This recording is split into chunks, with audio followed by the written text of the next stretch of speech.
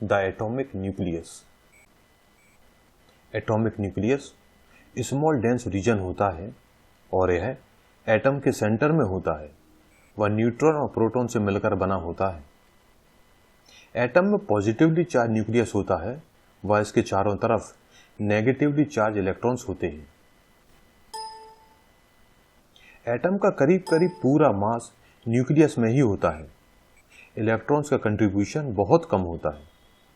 Nucleus के अंदर protons व न्यूट्रॉन्स न्यूक्लियर फोर्स के कारण बंधे होते हैं। प्रोटॉन के पास एक पॉजिटिव चार्ज होता है व न्यूट्रॉन के पास कोई चार्ज नहीं होता, अर्थात यह न्यूट्रल होता है।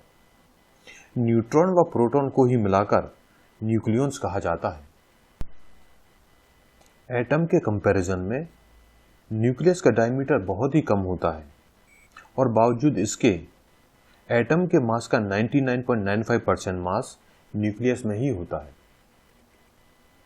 1911 में लॉर्ड रदरफोर्ड और उनके साथियों द्वारा किए गए अल्फा पार्टिकल के स्कैटरिंग एक्सपेरिमेंट द्वारा न्यूक्लियस को डिस्कवर किया गया। रदरफोर्ड ने बताया कि एटम्स मेनली एम्प्टी स्पेस हैं, वह इनके सेंटर में न्यूक्लियस होता है, वह चारों तरफ इलेक्ट्रॉन्स रिवॉल्व करते हैं। रदरफोर्ड ने नोटिस किया कि जब अल्फा पार्टिकल को गोल्ड फॉइल पर डाला जाता है तो 20,000 पार्टिकल में से कोई एक अपने डायरेक्शन में बदलाव करता है और यह चेंज 90 डिग्री से अधिक होता है। बाकी के पार्टिकल्स में डेविएशन बहुत कम होता है। आप डायग्राम में रदरफोर्ड गोल्ड फॉइल एक्सपेरिमेंट भी देख रहे हैं। यहाँ रेडियो एक्टिव सोर्स से अल्फा पार्टिकल्स निकल रहे हैं, ये गोल्ड फॉइल के ऊपर गिरते हैं। बहुत सारे पार्टिकल्स सीधे चले जाते हैं, कुछ पार्टिकल्स में डेविएशन होता है और बहुत कम पार्टिकल्स में 90 डिग्री से ज़्यादा डेविएशन होता है।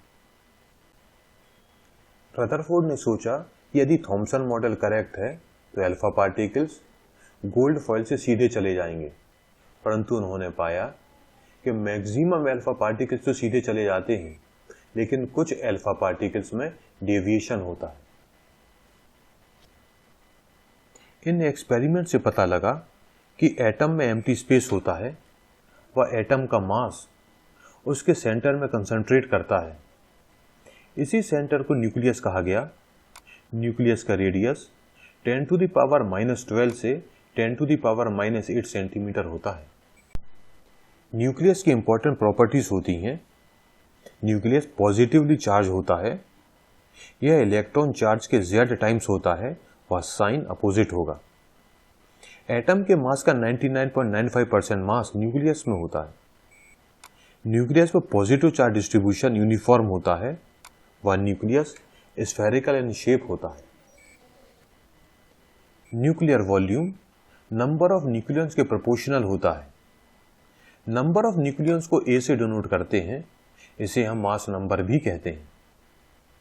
Constant density model of nucleus से न्यूक्लियर रेडियस पता लगता है और इसका फॉर्मूला होता है R=R0 A 1/3, जहां R0 nucleus to nucleus very करता है, परंतु यह उन न्यूक्लियस के लिए जिनका मास नंबर A > 20 से ज्यादा होता है करीब करीब कांस्टेंट होते हैं। R0 1.2 ± 0.1 क्रॉस 10⁻⁻13 सेंटीमीटर होता है। R0 में वेरिएशन 1.2 फर्मी से 1.5 फर्मी के बीच होता है। एटम्स आर इलेक्ट्रिकली न्यूट्रल, जिसका मतलब हुआ कि total charge of electrons is equal to total charge of protons. जब न्यूट्रल एटम के पास Z इलेक्ट्रॉन्स होंगे तो न्यूक्लियस का पॉजिटिव चार्ज प्लस Z ही होगा।